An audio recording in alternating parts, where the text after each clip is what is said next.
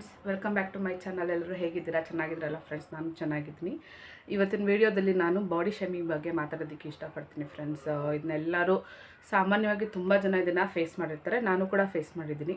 So ನಾವು ಸಣ್ಣ ಇದ್ದರೆ ಅಯ್ಯೋ ಇಷ್ಟು ಸಣ್ಣ ಇದ್ದಾಳೆ, ಊಟ ಹಾಕ್ತಾರೋ ಇಲ್ವೋ, ಇವಳು ಊಟ ತಿಂತಾಳೋ ಇಲ್ವೋ, ಇವಾಗ ಊದಿದ ತಕ್ಷಣ ಗಾಳಿಯಲ್ಲಿ ತುರ್ಕೊಂಡು ಹೋಗ್ಬಿಡ್ತಾಳೆ ಅಂತ ಮಾತಾಡೋರು ಇದ್ದಾರೆ. ದಪ್ಪ ಇದ್ದರೆ ಅಯ್ಯೋ ಇಷ್ಟು ದಪ್ಪ ಇದ್ದಾಳೆ, ಕೂತ್ಕೊಳ್ಳೋಕ್ಕಾಗಲ್ಲ, ನಿಂತ್ಕೊಳ್ಳೋಕ್ಕಾಗಲ್ಲ, ಏನು ತಿಂತಾಳೋ ಏನೋ, ಎಷ್ಟು ತಿಂತಾಳೋ ಏನೋ, ಇಷ್ಟು ದಪ್ಪ ಇದ್ದಾಳೆ. ಎಲ್ಲರೂ ಸಾಮಾನ್ಯವಾಗಿ ಸಣ್ಣ ಇರೋದಕ್ಕಾಗಿರ್ಬೋದು ಅಥವಾ ದಪ್ಪ ಇರೋದಕ್ಕಾಗಿರೋದಕ್ಕೆ ಅದೇ ಆಗಿರುವಂಥ ಕಾರಣ ಇರುತ್ತೆ ಫ್ರೆಂಡ್ಸ್. ಸಣ್ಣ ಇರ್ಬೋದು ಅಥವಾ ದಪ್ಪ ಇರ್ಬೋದು, ಅವ್ರ ಫ್ಯಾಮಿಲಿಯಿಂದ ಬಂದಿರುವಂಥ ಜೀನ್ಸಿಂದ ಆಗಿರ್ಬೋದು, ಅಥವಾ ಅವ್ರ ಫ್ಯಾಮಿಲಿಯಲ್ಲಿ ಯಾರಾದರೂ ದಪ್ಪ ಇರ್ಬೋದು. ಸೊ ಅದಕ್ಕೆ ಇವರು ದಪ್ಪ ಇರ್ತಾರೆ. ಅದಕ್ಕೋಸ್ಕರ ಅದನ್ನೆಲ್ಲ ನಾವು ತಪ್ಪಿಸೋದಕ್ಕಾಗೋದಿಲ್ಲಲ್ಲ ಫ್ರೆಂಡ್ಸ್. ಇವಾಗ ಫ್ಯಾಮಿಲಿಯಿಂದ ಹೇಗೆ ಬಂದಿದ್ದಾರೆ, ಇವಾಗ ನಮ್ಮ ಮನೇಲಿ ನಮ್ಮಪ್ಪ ನಮ್ಮಮ್ಮ ಎಲ್ಲ ಸ್ವಲ್ಪ ಕುಳ್ಳುಕಿದ್ದಾರೆ. ಸೊ ನಾನು ಕುಳ್ಳುಕಿದ್ದೀನಿ. ನನ್ನ ತಮ್ಮ ಒಬ್ಬ ಹೈಟ್ ಇದ್ದಾನೆ. ಹಾಗೆ ಅವ್ರ ಫ್ಯಾಮಿಲಿಯಲ್ಲಿ ಯಾವ ರೀತಿ ಇರುತ್ತೋ ಆ ರೀತಿ. ಇವಾಗ ಅವ್ರ ಅಪ್ಪ ಅಮ್ಮ ದಪ್ಪ ಇದ್ದರೆ ಅವರು ದಪ್ಪ ಇರ್ತಾರೆ, ಇಲ್ಲ ಅವ್ರ ಅಪ್ಪ ಅಮ್ಮ ಸಣ್ಣ ಇದ್ದರೆ ಅವರು ಸಣ್ಣ ಇರ್ತಾರೆ, ಇಲ್ಲ ಅವ್ರ ಅಜ್ಜಿ ತಾತ ಯಾರಾದರೂ ಸಣ್ಣ ಇದ್ದರೆ ಆ ರೀತಿ ಜೀನ್ಸಲ್ಲಿ ಬರುವಂಥದ್ದು ಇರುತ್ತೆ ಫ್ರೆಂಡ್ಸ್. ಅದರಿಂದ ಅದನ್ನು ನಾವೇನು ಚೇಂಜ್ ಮಾಡೋದಕ್ಕಾಗೋದಿಲ್ಲ. ಕೆಲವೊಂದು ಸಲ ಇವಾಗ ಕೆಲವೊಬ್ಬರು ಪ್ರೆಗ್ನೆನ್ಸಿಯಲ್ಲಿ ನಾವು ಎಷ್ಟು ಟ್ಯಾಬ್ಲೆಟ್ಸು ತಿಂತೀವಿ, ಮಗುಗೋಸ್ಕರ, ಮಗುನ ಕೇರ್ ಮಾಡೋದಕ್ಕೋಸ್ಕರ 1 to ಡಬಲ್ ತಿನ್ನಬೇಕು ಅಂತಾರೆ, ತಿಂತೀವಿ.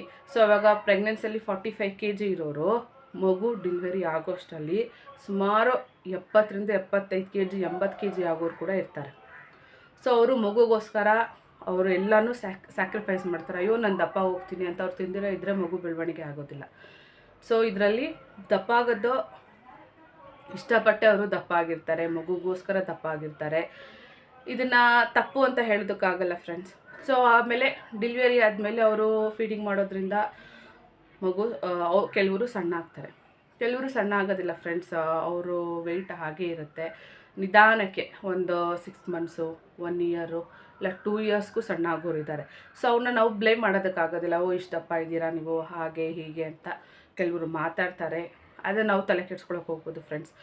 ಸೊ ಇವಾಗ ಪ್ರೆಗ್ನೆನ್ಸಿಯಲ್ಲಿ ಥೈರಾಯ್ಡ್ ಪ್ರಾಬ್ಲಮ್ ಇರುತ್ತೆ, ಜೆಸ್ಟೇಷನಲ್ಲಿ ಶುಗರ್ ಬರುತ್ತೆ, ಅಂದರೆ ಶುಗರ್ ಬಂದು ಹೋಗೋದಿರುತ್ತೆ, ಕೆಲವ್ರಿಗೆ ಹಾಗೆ ಪರ್ಮನೆಂಟ್ ಇರುತ್ತೆ. ಥೈರಾಯ್ಡು ನಮ್ಮ ಪರಿಚಯ ಇರೋರೊಬ್ರು ಅಕ್ಕ ಹೇಳಿದ್ದು, ಅವರು ಮಗನಿಗೆ ಥೈರಾಯ್ಡ್ ಇತ್ತಂತೆ. ಅವ್ರ ಮಗ ಪ್ರೆಗ್ನೆನ್ಸಿಯಲ್ಲಿ ಅವ್ರಿಗೆ ಥೈರಾಯ್ಡ್ ಬಂದಿತ್ತಂತೆ. ಸೊ ಅವ್ರ ಮಗಗೆ ಇವಾಗ 8 ಇಯರ್ಸಿಂದನೂ ಅವರು ಥೈರಾಯ್ಡು ಟ್ಯಾಬ್ಲೆಟ್ ತೊಗೊತಾ ಇದ್ದಾರೆ. ನಾನು ಕೇಳಿದೆ, ಅಕ್ಕ ಥೈರಾಯ್ಡು ಪ್ರೆಗ್ನೆನ್ಸಿಯಲ್ಲಿ ಬಂದರೆ ವಾಸಿ ಆಗುತ್ತೆ ಅಂತ ಹೇಳ್ತಾರಲ್ವ, ನಿಮ್ಗೆ ವಾಸಿ ಆಗಿಲ್ವಾ ಅಂತ. ಇಲ್ಲ ರೇಖಾ, ಆ ಥರ ಆಗೋದಿಲ್ಲ. ಕೆಲವ್ರಿಗೆ ಕಮ್ಮಿ ಆಗೋದು ಇದೆ, ಕೆಲವ್ರಿಗೆ ಜಾಸ್ತಿ ಆಗೋದು ಇದೆ. ನನಗೇನಾಯಿತು ಅಂತಂದರೆ ಥೈರಾಯ್ಡ್ ಬಂದಿದ್ದು ನನಗೆ ಹೋಗೇ ಇಲ್ಲ. ಸೊ ಅದು ಟ್ಯಾಬ್ಲೆಟು ಡೋಸೇಜ್ನ ಕಮ್ಮಿ ಜಾಸ್ತಿ ಮಾಡ್ತಾರೆ. ನಮ್ಮ ಥೈರಾಯ್ಡ್ ಚೆಕ್ ಮಾಡಿ ಜಾಸ್ತಿ ಇದ್ದರೆ ಡೋಸೇಜ್ ಜಾಸ್ತಿ ಕೊಡ್ತಾರೆ, ಥೈರಾಯ್ಡ್ ಕಮ್ಮಿ ಆಗಿದ್ದರೆ ಕಮ್ಮಿ ಕೊಡ್ತಾರೆ ಅಂತ ಹೇಳಿದ್ರು ಫ್ರೆಂಡ್ಸು. ಆಗ ನನಗೆ ಗೊತ್ತಾಗಿದ್ದು, ಥೈರಾಯ್ಡ್ ಬಂದರೆ ಹೋಗುತ್ತೆ ಅಂತ ಹೇಳಿದ್ರು, ಕೆಲವೊಂದು ಸಲ ಹೋಗೋದು ಇಲ್ಲ ಅಂತ ನನಗೆ ಆಗಲೇ ಗೊತ್ತಾಗಿದ್ದು. ಇವಾಗ ಶುಗರು ಆಗಿರ್ಬೋದು, ಜೆಸ್ಟೇಷನಲ್ ಶುಗರ್ ಬರುತ್ತಲ್ಲ ಫ್ರೆಂಡ್ಸ್, ಎಲ್ಲರಿಗೂ ಬರುತ್ತೆ ಅಂತ ಹೇಳ್ತಾ ಇಲ್ಲ ನಾನು, ಕೆಲವರಿಗೆ ಬರುತ್ತೆ. ಶುಗರ್ ಆಗಿರ್ಬೋದು, ಥೈರಾಯ್ಡ್ ಆಗಿರ್ಬೋದು, BP ಆಗಿರ್ಬೋದು, ಕೆಲವ್ರಿಗೆ ಆ ಸಿಚುವೇಷನಲ್ಲಿ ಪ್ರೆಗ್ನೆನ್ಸಿಯಲ್ಲಿ ಇರುವಾಗ ಬರುತ್ತೆ. ಅದು ನಿಧಾನಕ್ಕೆ ಕೆಲವ್ರಿಗೆ ಹೋಗುತ್ತೆ, ಕೆಲವ್ರಿಗೆ ವಾಪಸ್ ಬರುತ್ತೆ ಫ್ರೆಂಡ್ಸ್. ಇದು ನಾನು ನೋಡಿದ್ದೀನಿ ತುಂಬ ಜನಗಳಲ್ಲಿ, ಅಂದರೆ ಲೇಡೀಸಲ್ಲಿ ನಾನು ಇದನ್ನ ನೋಡಿದ್ದೀನಿ. ನಮ್ಮ ಅಕ್ಕಪಕ್ಕದಲ್ಲಿ, ನಮ್ಮ ಅಕ್ಕಂದು ರಿಲೇಷನಲ್ಲೆಲ್ಲ ನಾನು ಅದನ್ನು ನೋಡಿದ್ದೀನಿ. ಸೊ ಅದನ್ನು ನಾವು ಬ್ಲೇಮ್ ಮಾಡೋಕ್ಕಾಗಲ್ಲ ಫ್ರೆಂಡ್ಸ್. ಅದು ನಮ್ಮ ತಪ್ಪೇ ಇರೋದಿಲ್ಲ, ಅದು ಬರುತ್ತೆ, ಏನು ಮಾಡೋದಕ್ಕಾಗೋದಿಲ್ಲ. ಸೊ ಇವಾಗ ಬಾಡಿ ಶೇಮಿಂಗ್ ಮಾಡೋದು, ಇಷ್ಟು ಸಣ್ಣ ಅಷ್ಟು ದಪ್ಪ, ಹೆಲ್ತಿಯಾಗಿದ್ದರೆ ಅಷ್ಟೇ ಸಾಕು ಫ್ರೆಂಡ್ಸ್. ಸಣ್ಣ ದಪ್ಪ ಅನ್ನೋದೆಲ್ಲ ಸೆಕೆಂಡ್ರಿ. ಹೆಲ್ತಿಯಾಗಿರಬೇಕು, ಆರೋಗ್ಯವಾಗಿರಬೇಕು. ಎಷ್ಟು ಹೊಟ್ಟೆಗೆ ಎಷ್ಟು ತಿನ್ನಬೇಕೋ ಅಷ್ಟೇ ತಿನ್ನೋಕ್ಕಾಗತ್ತಲ್ಲ ಫ್ರೆಂಡ್ಸ್. ದಪ್ಪ ಇರೋರು ಅಷ್ಟೇ ತಿಂತಾರೆ, ಸಣ್ಣ ಇರೋರು ಅಷ್ಟೇ ತಿಂತಾರೆ. ಅಂಥದ್ರಲ್ಲಿ ಅವ್ರನ್ನ ಯಾಕೆ ನಾವು ಒಬ್ರಿಗೆ ಚುಚ್ಚು ಮಾತಾಡೋ ಥರ ಮಾತಾಡಬೇಕು? ಅಯ್ಯೋ ಇಷ್ಟು ದಪ್ಪ ಇದೆಯಾ, ನಿನ್ನ ಕೆಲ ಕೂತ್ಕೊಳ್ಳೋಕ್ಕಾಗುತ್ತೋ ಇಲ್ವೋ, ನೀನು ಸಣ್ಣ ಇದೆಯಾ, ಗಾಳಿಗೆ ಹರ್ಕೊಂಡೇ ಹೋಗ್ಬಿಡ್ತೀಯಾ ಅಂತ ಹೇಳ್ತಾರೆ ಫ್ರೆಂಡ್ಸ್. ಇದು ಕೇಳಿದ್ದೀನಿ ನಾನು, ಅದಕ್ಕೆ ನಿಮ್ಮ ಜೊತೆ ಶೇರ್ ಮಾಡ್ಕೊತಾ ಇದ್ದೀನಿ. ಈ ರೀತಿಯೆಲ್ಲ ಒಬ್ಬರು ಮನಸ್ಸಿಗೆ ನೋವಾಗೋ ಥರ ಮಾತಾಡಿ ಏನು ಪ್ರಯೋಜನ ಇಲ್ಲ. ಅವ್ರಿಗೆ ನೋವಾಗುತ್ತೆ ಹೊರ್ತು ಅದರಿಂದ ನಿಮಗೆ ಏನು ಸಿಗುತ್ತೆ? ಏನು ಆನಂದ ಸಿಗುತ್ತಾ? ಇಲ್ಲ ಏನಾದರೂ ನಿಮಗೆ ದುಡ್ಡು ಸಿಗುತ್ತಾ? ಇಲ್ಲ ಸಂಪತ್ತು ಸಿಗುತ್ತಾ? ಏನೂ ಇಲ್ಲ. ಅವ್ರಿಗೊಬ್ರಿಗೆ ನೋವು ಕೊಡೋ ಬದಲು ಅವ್ರಿಗೆ ನಾವು ಸಪೋರ್ಟಾಗಿರಬೇಕು ಫ್ರೆಂಡ್ಸ್. ಒಬ್ರಿಗೆ ನೋವು ಕೊಡೋದಕ್ಕಿಂತ ನಮ್ಮ ಕೈಲಿ ಹೆಲ್ಪ್ ಮಾಡೋಕ್ಕಾಗಿಲ್ಲ ಅಂದರೂ ಪರವಾಗಿಲ್ಲ, ಅಥವಾ ನಾವು ಅವ್ರಿಗೆ ಸಹಾಯ ಮಾಡೋಕ್ಕಾಗಿಲ್ಲ ಅಂದರೂ ಪರವಾಗಿಲ್ಲ, ಆದರೆ ಅವ್ರಿಗೆ ತೊಂದರೆ ಕೊಡಬಾರ್ದು. ಯಾವತ್ತು ಒಬ್ಬರು ಕೆಟ್ಟದನ್ನ ಬಯಸಬಾರ್ದು. ನಮ್ಮಿಂದ ಅವ್ರಿಗೆ ಒಳ್ಳೇದಾಗುತ್ತೋ ಬಿಡುತ್ತೋ, ಅಂದರೆ ಒಬ್ಬರು ಕೆಟ್ಟದ್ದು ಮಾತ್ರ ನಾವು ಬಯಸಬಾರ್ದು ಫ್ರೆಂಡ್ಸ್. ಅದು ಯಾವತ್ತಿದ್ರೂ ಅದು ನಮಗೆ ಆಪೋಸಿಟ್ ಆಗುತ್ತೆ ಅನ್ನೋದನ್ನು ಕೂಡ ನಾನು ನೋಡಿದ್ದೀನಿ, ಅದಕ್ಕೆ ನಿಮ್ಮ ಜೊತೆ ಶೇರ್ ಮಾಡ್ಕೊತಾ ಇದ್ದೀನಿ. ಸೊ ಇದು ಅಂದರೆ ದಪ್ಪ ಇರೋರಿಗೂ ಸಣ್ಣ ಇರೋರಿಗೆ ಯಾವತ್ತೂ ನಾವು ಮಾತಾಡೋಕ್ಕೆ ಹೋಗಬಾರ್ದು.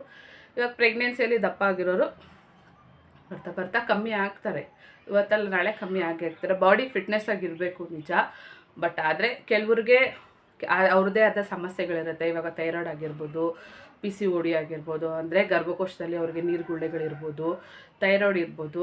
ಇಂಥವ್ರಿಗೆ ಸ್ವಲ್ಪ ಕಷ್ಟ ಇರುತ್ತೆ ಫ್ರೆಂಡ್ಸ್. ಅವರು ವೆಯ್ಟ್ ಗೇನ್ ಆಗ್ಬೋದು, ಇಲ್ಲ ವೆಯ್ಟ್ ಕಮ್ಮಿ ಆಗ್ಬೋದು, ಇಲ್ಲ ಶುಗರ್ ಬಂದರೆ ಅವರು ಅಕಸ್ಮಾತ್ ಅವರು ವೆಯ್ಟ್ನ ಗೇನ್ ಆಗ್ತಾರೆ, ಕೆಲವರು ವೆಯ್ಟ್ ಲಾಸ್ ಆಗ್ತಾರೆ. ಇದೆಲ್ಲ ಏನು ಮಾಡೋಕ್ಕಾಗಲ್ಲ ಫ್ರೆಂಡ್ಸ್.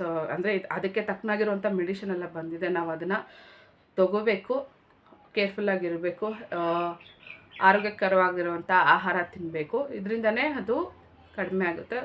ಬಾಡಿ ಫಿಟ್ನೆಸ್ ಆಗಿರಬೇಕು. ಬೆಳಗ್ಗೆ ಎದ್ದು ನಮ್ಮ ಕೈಲಾದರೆ ವ್ಯಾಯಾಮ ಮಾಡಬೇಕು. ಅಂದರೆ ಲೇಡೀಸ್ಗೆ ಬೆಳಗ್ಗೆಯಿಂದ ಸಾಯಂಕಾಲದವರೆಗೂ ಮಾಡುವಷ್ಟು ಎಷ್ಟೋ ಕೆಲಸಗಳಿರುತ್ತೆ, ನಾವು ಅದರಲ್ಲೇ ಅರ್ಧ ಕರಗಿರ್ತೀರಿ.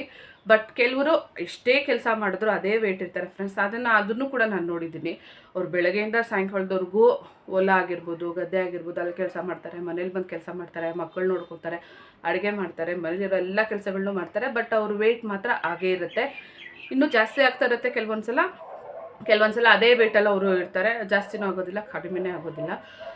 ಇಷ್ಟು ಕೆಲಸ ಮಾಡಿದ್ರೂ ಕೆಲವು ಕಮ್ಮಿ ಆಗದಿರೋರು ಕೂಡ ಇದ್ದಾರೆ.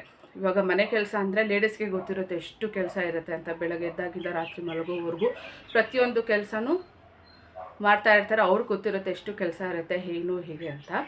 ಅವ್ರು ಅಷ್ಟು ಕೆಲಸ ಮಾಡಿದ್ರೂ ಅವ್ರ ವೆಯ್ಟು ಕಮ್ಮಿ ಆಗಿಲ್ಲ ಅಂತಂತಂದರೆ ಅವರು ಹೋಗಿ ಡಾಕ್ಟ್ರ್ ಹತ್ರ ತೋರಿಸ್ಕೋಬೇಕು. ಇಲ್ಲ ಅವ್ರಿಗೇನಾದರೂ ಥೈರಾಯ್ಡ್ ಹತ್ರ ಏನಾದರೂ ಬಂದಿದೆಯಾ, ಇಲ್ಲ ಅವ್ರಿಗೇನಾದರೂ ಪ್ರಾಬ್ಲಮ್ ಇದೆಯಾ, ಒಂದು 6 ಮಂತ್ಸ್ಗೆ ಒಂದ್ಸಲ ಆದ್ರೂ ಡಾಕ್ಟ್ರ್ ಹತ್ರ ಹೋಗಿ ರೆಗ್ಯುಲರ್ ಚೆಕಪ್ ಅನ್ನು ನಾವು ಮಾಡಿಸ್ಕೋಬೇಕು ಫ್ರೆಂಡ್ಸು. ಅಂದರೆ ಬ್ಲಡ್ ಚೆಕಪ್ ಮಾಡಿಸಿದ್ರೆ ಅದರಲ್ಲೆಲ್ಲ ಗೊತ್ತಾಗುತ್ತೆ. ಯೂರಿನ್ ಟೆಸ್ಟು, ಬ್ಲಡ್ ಚೆಕಪ್ಪು ಒಂದು 6 ಮಂತ್ಸ್ಗೆ ಒಂದ್ಸಲ ಆಗಲಿ, ಅಥವಾ ಒಂದು 10 ಮಂತ್ಸು, ಇಲ್ಲ 1 ಇಯರ್ಗಾದರೂ ಒಂದ್ಸಲ ನಾವು ಬಾಡಿ ಚೆಕಪ್ ಮಾಡಿಸ್ಕೋಬೇಕು. ನಮ್ಮ ಹೆಲ್ತ್ಗೋಸ್ಕರ ನಾವು ಹೋಗಿ ಮಾಡಿಸ್ಕೊಳ್ಳೋದ್ರಲ್ಲಿ ಏನೂ ತಪ್ಪಿಲ್ಲ. ಇವಾಗ ಗೌರ್ಮೆಂಟ್ ಹಾಸ್ಪಿಟ್ಲಲ್ಲಿ ತುಂಬ ಫೆಸಿಲಿಟಿ ಬಂದಿದೆ, ಎಲ್ಲ ಮಾಡಿಕೊಡ್ತಾರೆ. ಇಲ್ಲ ನಮಗೆ ಅಲ್ಲಿ ಹೋಗಿ ಕಾಯೋಷ್ಟು ಪೇಷನ್ಸ್ ಇಲ್ಲ ಅಂದರೆ ನಾವು ಪ್ರೈವೇಟ್ ಹಾಸ್ಪಿಟ್ಲಲ್ಲೂ ಮಾಡ್ಕೋಬೋದು. ಆ ಫೆಸಿಲಿಟಿ ಕೂಡ ನಮಗೆ ಇರೋದ್ರಿಂದ ಏನೂ ತೊಂದರೆ ಆಗೋದಿಲ್ಲ. ಒಂದು 6 ಮಂತ್ಸ್ಗೆ ಒಂದ್ಸಲ ನಾವು ಹೋಗಿ ಬ್ಲಡ್ ಚೆಕಪ್ ಮಾಡಿಸ್ಕೊಂಡು ನಮ್ಮ ಆರೋಗ್ಯಕ್ಕೋಸ್ಕರ ನಾವು ಹೋಗಿ ಮಾಡಿಸ್ಕೊಳ್ಳೋದ್ರಲ್ಲಿ ಏನೂ ತಪ್ಪಿಲ್ಲ ಫ್ರೆಂಡ್ಸ್. ಹೋಗಿ ಏನಾಗಿದೆ, ಏನು ಇಲ್ಲ ಜಾಸ್ತಿ ಆಗಿದೆಯಾ, ಕಮ್ಮಿ ಆಗಿದೆಯಾ ಅನ್ನೋದ್ರ ಬಗ್ಗೆ ನಾವು ತಿಳ್ಕೊಳ್ಳೋದ್ರಿಂದ ಏನೂ ತೊಂದರೆ ಆಗೋದಿಲ್ಲ. ಸೊ ನಾನು ಹೇಳೋದೇನಂತಂದರೆ, ಬಾಡಿ ಶೇಮಿಂಗ್ ದಯವಿಟ್ಟು ಯಾರು ಮಾಡಬೇಡಿ ಫ್ರೆಂಡ್ಸ್. ದಪ್ಪ ಆದರೂ ಇರಲಿ, ಅವರು ಸಣ್ಣ ಆದರೂ ಇರಲಿ, ಅದು ಅವ್ರ ಬಾಡಿಗೆ ತಕ್ಕನಾಗಿರೋದು ಅಂಥದ್ದು. ಅವರು ಮಾಡೋವಂಥದ್ದು ಬಾಡಿ ಶೇಮಿಂಗ್ ಮಾಡೋವಂಥ ಅವಶ್ಯಕತೆ ಇಲ್ಲ. ದಯವಿಟ್ಟು ನಾನು ಅದನ್ನು ರಿಕ್ವೆಸ್ಟ್ ಮಾಡ್ಕೋತೀನಿ. ಇಲ್ಲಿ ಹೇಳ್ತಾ ನನ್ನ ಮಾತನ್ನ ಮುಗಿಸ್ತೀನಿ ಫ್ರೆಂಡ್ಸ್.